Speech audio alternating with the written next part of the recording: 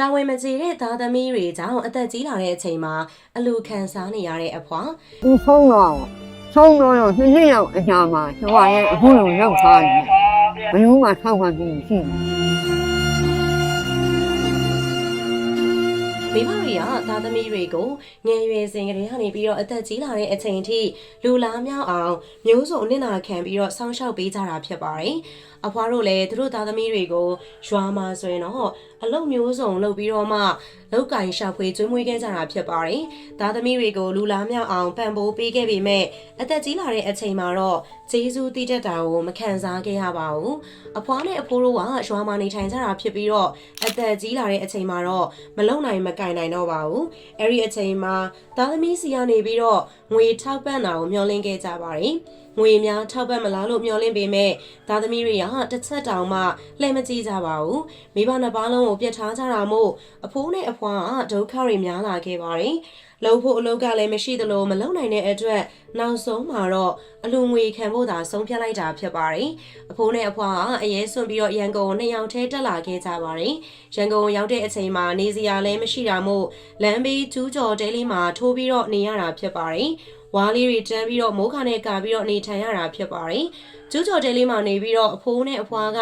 သူများနာကနေအလူငွေခံပြီးတော့စားတောက်နေထိုင်ခဲ့ကြတာပါ။အလူငွေခံပြီးတော့နေထိုင်ရတဲ့ဘဝမှာဇနီးမောင်နဲ့နှစ်ယောက်မို့အားရှိခဲ့ပါသေးတယ်။ဒါပေမဲ့လည်းအဖိုးကရုတ်တရက်ဆိုသလိုကွယ်လွန်သွားခဲ့တာဖြစ်ပါတယ်။အဖိုးကွယ်လွန်သွားတဲ့အတွက်အဖွားမှာတယောက်တည်းကျန်နေခဲ့ရပါတယ်။အဖွားကအဖိုးမရှိတဲ့နောက်ပိုင်းမှာလည်းအလူငွေခံပြီးတော့ဆက်ပြီးစားတောက်နေတာဖြစ်ပါတယ်။အလူငွေနဲ့စားတောက်နေထိုင်ရတာမို့အားငယ်တာမျိုးလည်းရှိပါတယ်။တချို့ကလည်းနှိမ်ကျင်တာမျိုးရှိပါတယ်။ဒါပေမဲ့အဖွားကတော့သူကရှက်စရာအလုပ်ကိုလုပ်နေရလို့မခံယူထားပါဘူး။သူများပစ္စည်းတွေကိုခိုးယူပြီးတော့စားတောက်နေရမျိုးလည်းမဟုတ်လို့ရှက်စရာလို့မခံယူထားပါဘူး။သူများပစ္စည်းသာခိုးနေရင်တော့ရှက်စရာဖြစ်နိုင်ပေမဲ့အခုလက်ရှိမှာအဖွားက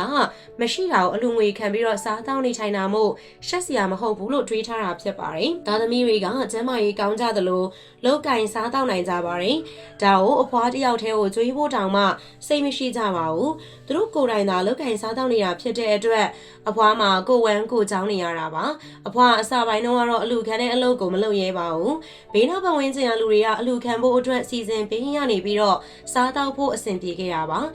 အိမ်ဟောင်းလေးကိုရှေ့မှာချပြီးတော့လမ်းသွားလမ်းလာတွေစီကနေပြီးတော့အကူအညီတောင်းခဲ့တာဖြစ်ပါတယ်။အခုလိုလှုပ်ရှားနေတာကိုသားသမီးတွေကသိပေမဲ့လည်းမသိကြအောင်သာစောင့်နေကြတာပါ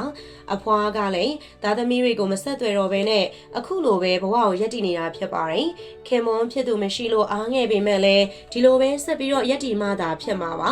အဖွားညနေပိုင်းမှသာအလူခံထွက်ပြီးတော့အတင်းတောင်းလှူတာမျိုးမရှိပါဘူးသူများမပေးချင်တာကိုအတင်းတောင်းတာမျိုးမလုပ်ပါဘူးသူများစီကနေပြန်လူခံလို့ရတဲ့ငွေတွေကနေလည်းရက်ွက်တရားအလူတွေမှာအဖွားကပါဝင်ပြီးတော့ထည့်လူပါတယ်အခုလို့သူများကိုအားကိုးပြီးတော့နေရတဲ့ဘဝကနေပြီးတော့အမြဲဆုံးကျွတ်ပါစေလို့အမြဲတမ်းဆူတောင်းနေတဲ့အဖွားကသူ့ရဲ့နောက်ဆုံးအချိန်ထိသားသမီးတွေကိုမိခိုသွားမှာမဟုတ်ပါဘူးတဲ့ဒီလိုဘဝနဲ့သာတယောက်တည်းရက်တည်သွားမှာလည်းဖြစ်ပါတယ်